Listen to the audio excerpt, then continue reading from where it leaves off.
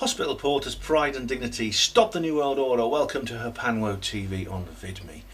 And I'm sort of, I don't know, it's not the best hat I'm wearing today. I look a bit like Steve Shives, kind of. All I need is a bloody beard and a really, really arrogant voice. And that'd be Steve Shives. As you may have noticed, there's a bit more light in this particular video. Or I think I might have said that in my last video, actually. But I do have an extra light now, because some of my previous videos were a bit too dark. But anyway, this is a video. It's actually a reply to an email I had. Now,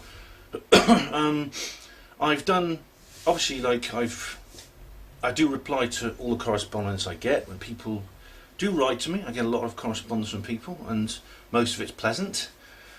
The reason I'm making this a video, and I have written back to this person, so I don't know if they're watching, but the reason I'm making this a video is because it's a very, very unusual kind of letter that I've received.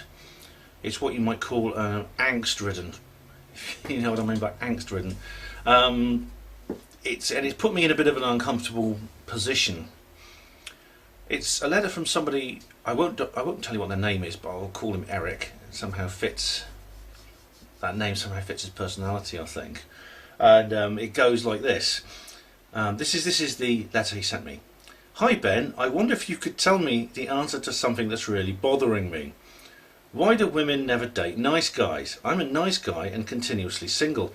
I'd really like to have a girlfriend, but women are not interested in me. They just get hot for complete arseholes. And I won't read the rest of this. I won't read the rest of this because it's actually very painful to read. It makes me feel uncomfortable just to read it, especially reading it aloud. And there's several reasons why it makes me feel uncomfortable. One of those is because he's so much like I was a few years ago. I mean, I get the feeling, Eric is uncannily similar to myself, or at least how I used to be, not how I am now. So what he says resonates with my own youthful torment. I mean, I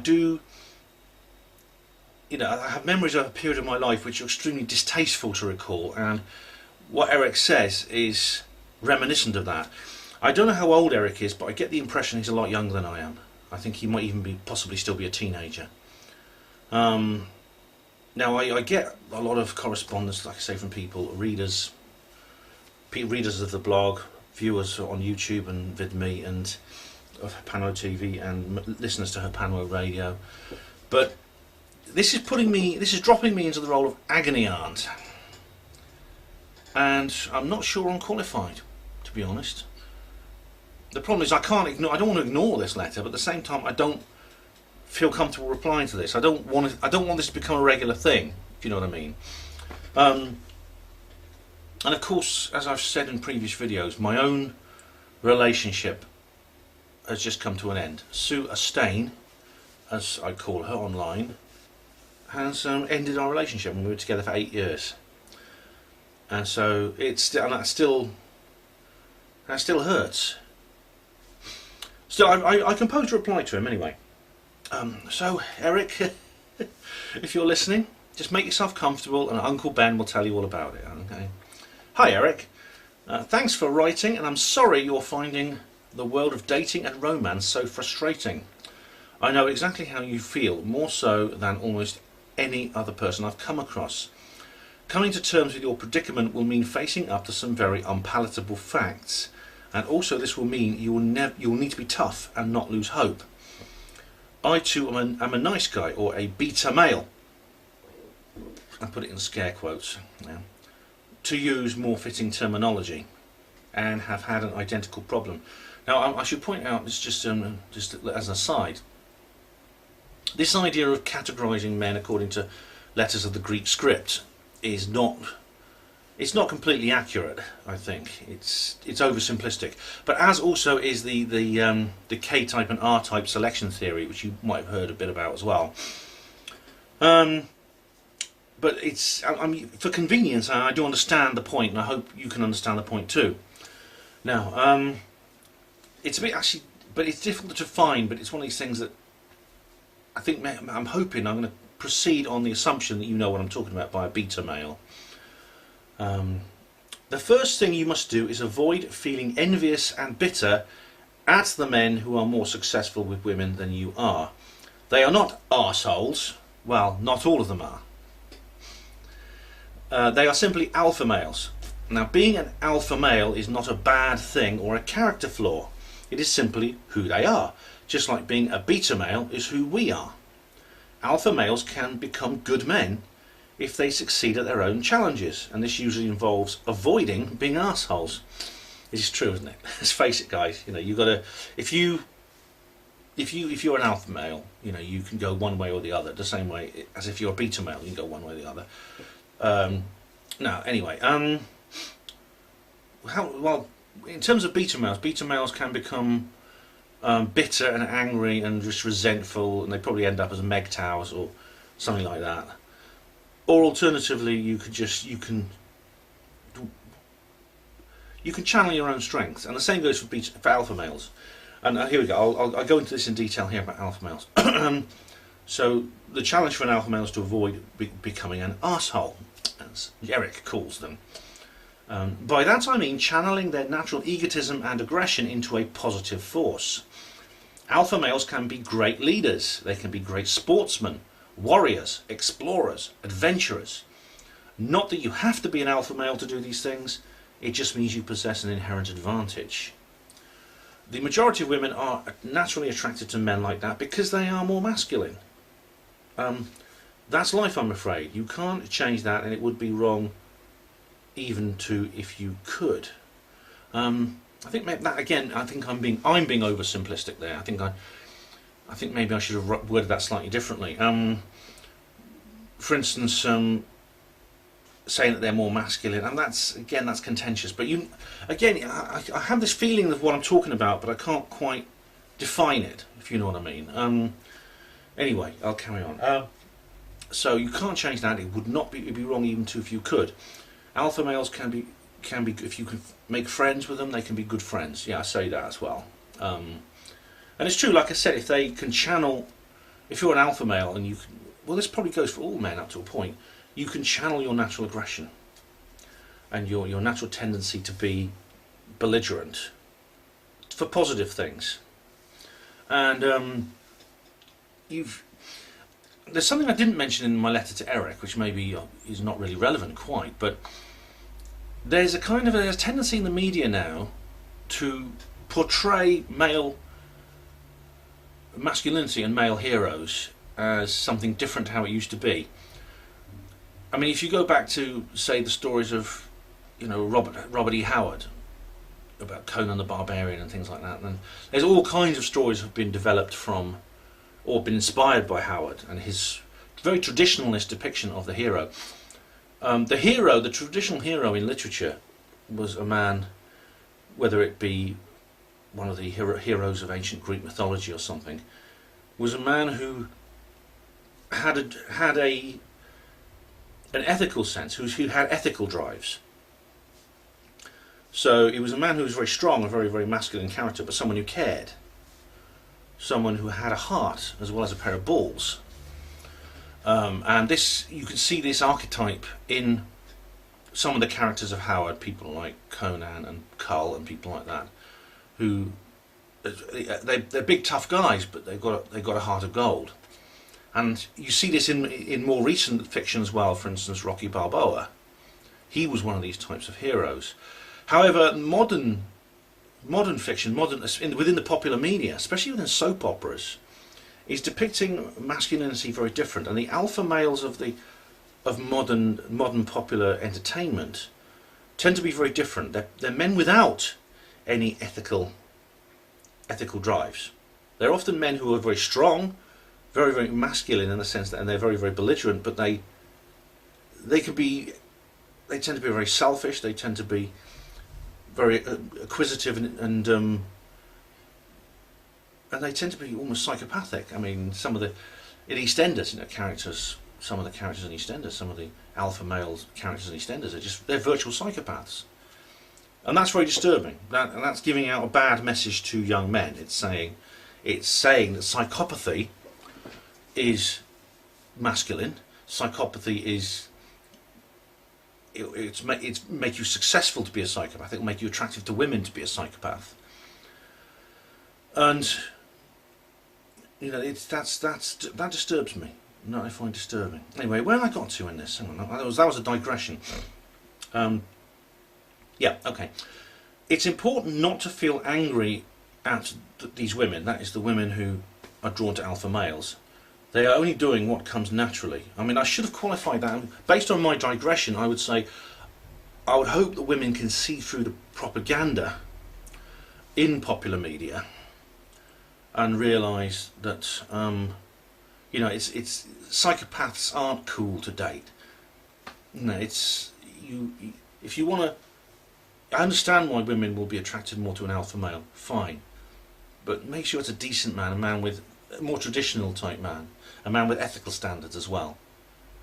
Right, where was I? Yeah, okay. They're only doing what comes naturally. The second thing you must not do, this is to Eric again, is give up on being yourself. I bet anything your friends have at some point told you, Eric, you've got to stop being so nice. Because that's what my friends did to me, and I believed them. I tried to stop being nice, and that was a huge mistake. It didn't work. It did more than just not work. It turned me into a monster. I had to go back to being a nice guy again, and when I did, it was a huge relief. You can't go against your... It was a huge relief. You cannot go against your fundamental nature of your being, and if you try, you will destroy yourself. Now, there's a long story attached to this, but I did go through a phase where, you know, my friends were saying, Ben, stop being so nice, and I believed them, and I tried not to be, and it was awful. It was a very, very upsetting thing to do, and it made me feel angry. It made me feel demoralised, and I didn't go through with it, luckily. Now, this is not me now. This is me a long time ago. I won't tell you how old I am, but this was many, many years ago.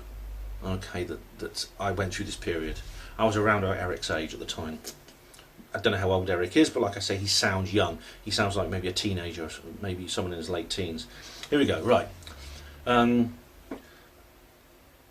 glad I came through that terrible period of my life, because I then realised the good news. At the beginning of your email, you wrote, "Why do women never date nice guys?" But it would be more accurate to ask, why do women date nice guys much less? Women are not just components of a uniform whole. They are all individuals, just like men, who have different needs and desires at different phases of their lives. Once I found a way to accept myself and be at peace with my niceness, I discovered that some women actually do date nice guys. A minority, sure, but they are definitely there, and sooner or later you will come across one who will be attracted to you. She will probably be quite a lot older than you, someone who has been through the high-speed helter-skelter of youth, but has now become calmer and mellower as she has matured. She will be more understanding and accepting of what you have to offer, things that the men she knew previously cannot give her. Tenderness, respect, intimacy, caring, companionship, and, yes, love. She might have children around her own age, but that doesn't matter. She may still want to settle down with you and maybe even become a wife and a mother again. You can still be a good stepfather to her existing children, even if you are not much older than them, or even younger than they are. And this is just talking from experience. This is just basically what I found with my life. Without going into details, this is the path I chose. And I actually say to him here, I'm not saying that this is the one answer to your life. It's just what I have discovered through my own experience. You've asked me for my advice, and I've given it. It could turn out that the solution you find is totally different to the one I've suggested here. Either way, I wish you luck, and more importantly, I wish you strength. Best wishes, Ben. So, again, I hope that helps you, Eric. I really do. I hope you'll be all right. Just let me know how you get on. I'm not a trained counsellor, you see. This is why I don't want this to become a regular thing. I'm not the kind of person who could write a problem page. But it did move me, what Eric wrote. It moved me very much. I I hope he sounds like a decent chap. Like I say, he reminds me of myself. I hope he finds happiness, and I hope it's with someone else. But more importantly, he needs to find happiness with himself as well. He needs to be at peace with who he is. I think that's the important thing. And I didn't want to sound, I didn't want to sound like, some people might accuse me of being essentially saying, oh, just go out and grab a granny, because, your own girls of your own generation will never find any interest in you. That's more cynical than I intended what I say to be. I didn't mean it to be that cynical. I'm just saying how my life ended up, because it's simply because of who I was, and the kind of women who liked me, the kind of women who were drawn to me, tended to be, well, they were women who were somewhat older than myself. I had a bit of a reputation, actually. I had several relationships with women who were considerably older than me. Well, in one case, almost 20 years older. But that doesn't... Again, I don't think there's nothing wrong with that. If you're happy, if you and she are both happy with that situation. But it is a fact that if you're not the kind of guy who likes to just throw his weight around and be a dickhead, alright? It's a sad fact that you will find it more difficult to relate to women your own age, because women of that age group generally, and it's within the kind of culture, within their peer pressure, within the forces of their peer pressure, this is the direction their own peer pressure is going, are going to be more drawn to guys like that. Now, you can force yourself to become one of those guys, and you'll hate yourself for it, as I did. But it's better to be yourself and wait for someone who will accept you. And once you're at peace with yourself, you yourself you'll have a more attractive personality, because I think some people, whether it's another man or whether it's a woman, they can sense how you feel about yourself. And someone who likes himself, someone who's happy with himself, is a very admirable person. Is someone who others will feel comfortable with. You'll not only be more successful with women, but you'll find better male friends as well. So you'll find guys who treat you better, rather than.